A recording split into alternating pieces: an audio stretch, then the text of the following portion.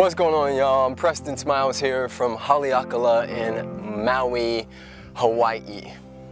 Today's transmission: transcend your emotions by creating just enough space for you to respond instead of react. And one of the things I've noticed, especially in men, but people in general, is that we are very reactive. We spend a lot of time trying to even the score and prove a point, no matter what the cost is, leaving metaphorical dead bodies in our wake. And some of you guys know, but most of you don't know, that most of my childhood I struggled with anger issues. I didn't know how to communicate like I do now. And one of the beautiful things about when you take yourself on and choose to dive deep into transformational and personal development work is that it prepares you for when shit hits the fan, right? So the other day, true story, I'm in a Barnes & Noble's in Hawaii finishing my book, Love Louder, which will be out next year. Ooh, ooh. And this guy walks in and sits down with his dog. We're all, reading, writing, everybody's really quiet. He comes in with a like Game Boy type of console, and he commences to play his game as loud as possible, right? Volume all the way up to the top. And I did what most people do. We all kind of noticed it and looked at each other and were like, so I took a couple breaths. I walked over to him and said, "Brother man, do you mind turning that down? Some of us are trying to read and it's a little distracting." No response. He didn't even look up at me. So my story at first was that this man disrespected me, right? I felt the emotion come up. But I did what I'm asking you to do, which is create just enough space. I created just enough space by asking the question, how do I want to respond to this? Not how do I want to react, but how do I want to respond? And just enough space was created for me to step out of my anger and story, because the issue is never the issue. Our interpretation of the issue is the issue. You get that? The issue is never the issue. Our interpretation of the issue is the issue. The gift is in the question. Because the moment I asked that question, there was just enough space for me to step outside of my emotions, gather myself, get my wits about me, and make a decision, make a choice, respond.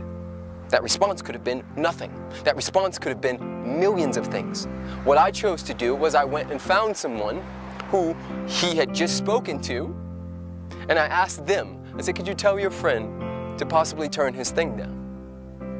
Now, how it ends, it doesn't matter. He eventually did turn it down, but he never looked at me in my eyes. So the powerful thing is, I could have done what my emotions would have drugged me to do. And a lot of us spend our time being drugged by our emotions.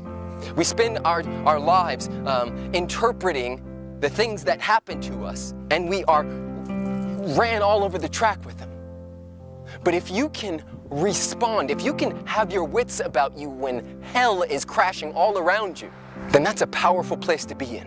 Because everything you affirm from a positive place, every time you say something, and I'll tell you guys this from the bottom of my heart, every video I do, everything I talk about, I get tested on.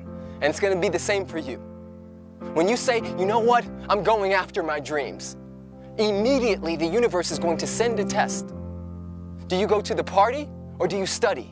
You say, "You know what? I'm going to attract the man of my dreams." The universe is going to send a test. It's going to send you a guy that is not the man of your dreams. Do you date him or do you hold out? I promise you, you will be tested. But if you can create enough space in between you and your emotions, you hit the mountaintop. So today I implore you to continue to do the work, to create just enough space. Ask the question, how would I like to respond? And wait. Wait, no matter what it is, your boss, your wife, your husband, your girlfriend, your boyfriend, your roommate who won't wash the dishes, whatever it is, just give yourself enough space so you can respond, because usually when we go off the deep end with our emotions and react, it never turns out well. Or as well as we would like it to. You have the power. You do the work. This work is so that you are prepared for ish to happen. Not that it won't happen anymore, because it's going to happen your whole life. But if you can center yourself and make a conscious choice, you win. I love you guys so much. Blessings and blessings from Haleakala, Hawaii.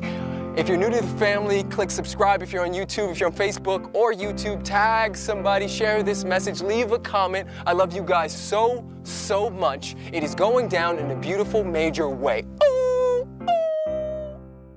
There are people who come into your life who will be there, maybe not even forever, but they'll live with you forever. There are these, they're like a mirror, right? Have you ever had something stuck in your teeth? And you go to a mirror and it immediately tells you the truth. You see what's in your tooth. Well, good friends are like that. Good friends are the ones who are walking in while everybody else is walking out.